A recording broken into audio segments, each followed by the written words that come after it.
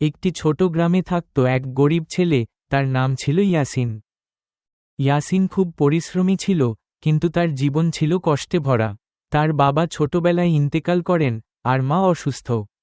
প্রতিদিন ইয়াসিন বাজারে কাজ করত, লোকজনের জিনিস বহন করে যা পেত তা দিয়েই সে সংসার চালাত।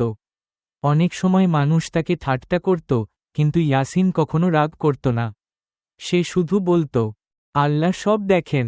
একদিন বাজার থেকে ফেরার পথে ইয়াসিন একটি মানিব্যাগ পেল। ভেতরে অনেক টাকা ছিল। সে চাইলে সহজেই টাকা নিয়ে নিতে পারত, কিন্তু তার মনে পড়ল, হারাম কখনো বরকত আনে না। ইয়াসিন মসজিদে গিয়ে ইমামের হাতে মানিব্যাগটি তুলে দিল। কিছুক্ষণ পর একজন ধনী লোক কান্না করতে করতে মসজিদে এল। মানিব্যাগ হারিয়ে সে খুব চিন্তিত ছিল।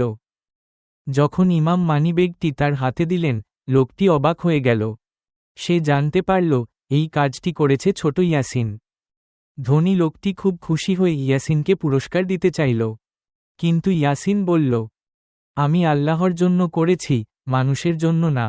এই কথা শুনে লোকটির চোখে পানি চলে এলো। সেই ইয়াসিনের মায়ের চিকিৎসার দায়িত্ব নিল এবং ইয়াসিনের পড়াশোনার ব্যবস্থাও করল। গল্পের শেষ শিক্ষা হল, ডানে ইশারা করা উল্টো হাতের তর্জনী সবর ও সততা কখনো বিফল হয় না। ডানে ইশারা করা উল্টো হাতের তর্জনী আল্লাহ ধৈর্যশীলদের প্রতিদান দেন ঠিক সময়ে।